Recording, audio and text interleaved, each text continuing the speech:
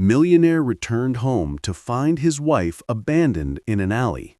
What he did next shocked the city. The rain fell in soft, relentless sheets the night Adrian Mercer came home. He just stepped off his private jet after 3 weeks of high-stakes business meetings across Europe. Deals sealed, portfolios expanded, another layer of polish added to his already gleaming empire. Adrian was the kind of man headlines called self-made, though few knew the toll it had taken on his soul or his marriage. But nothing could have prepared him for what he found that night. As his chauffeur pulled up to their gated estate in the heart of the city, Adrian noticed something off. The lights were off. Unusual, given Mara always kept the garden lanterns glowing, even when he was away. He stepped inside, calling her name. Silence. Then his phone buzzed. A call from a stranger. A woman's voice, shaking. "Sir, your wife, she's in the alley behind Elm and Fifth. Please, hurry." Heart hammering, Adrian raced there himself. And there she was, Mara, curled beneath a dumpster, bruised, shivering, her dress torn, one eye swollen shut. She'd been beaten, left like trash. He dropped to his knees, cradling her as sobs racked his chest. I'm here now," he whispered, his voice breaking for the first time in decades. At the hospital, doctors confirmed she'd been attacked after intervening when a neighbor's teenage daughter was being harassed by a group of men. Mara had tried to protect her, and for that she'd nearly lost her life. Grief turned to rage. Adrian wanted names. He wanted justice. He wanted to burn the city down. But then, in the hush of the ICU, Mara reached for his hand. "Don't let anger steal your heart again," she murmured. "They already took enough from me." Her words shattered him. For years, Adrian had let his ambition build walls, not just around their home, but around their love. He'd missed birthdays, anniversaries, quiet evenings when Mara needed him most.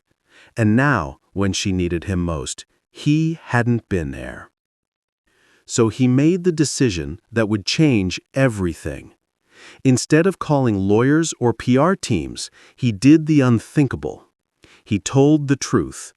He walked onto national television with Mara by his side, still bruised, still healing, and shared their story.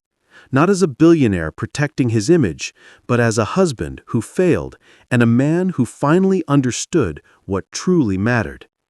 "I thought money could shield us," he said, his voice raw. "But real protection comes from community, from kindness, from not looking away when someone's hurting." The city watched, stunned. A man who once graced Forbes covers was now crying on live TV, confessing his blindness to the suffering just blocks from his mansion. But then, something miraculous happened. People listened. Overnight, donations flooded shelters for women and at-risk youth. Volunteers signed up in record numbers. Local businesses partnered with nonprofits. Inspired by Mara's courage, survivors began speaking out. Community patrols formed in neglected neighborhoods. Adrian didn't just fund these efforts, he joined them. He was seen handing out meals, sitting with trauma counselors, listening, really listening, to stories he'd once been too busy to hear. Mara, slowly regaining her strength, became the heart of their mission. She visited hospitals, held support groups, and hugged strangers like they were family.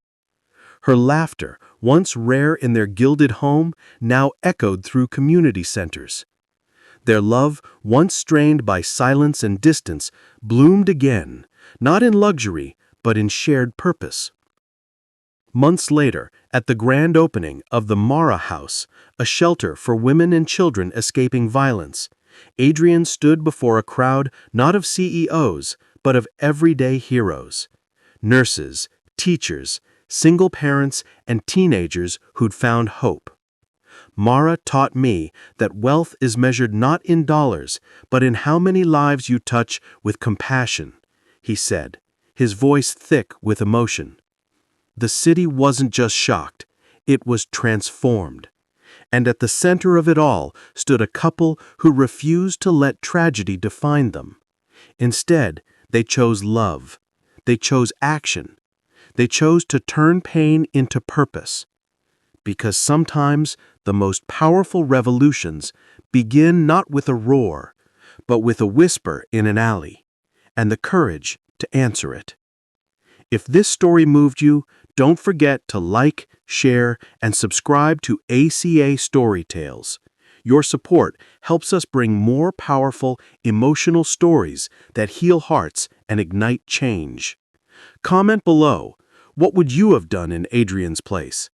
Tell us where you're watching from. We read every message.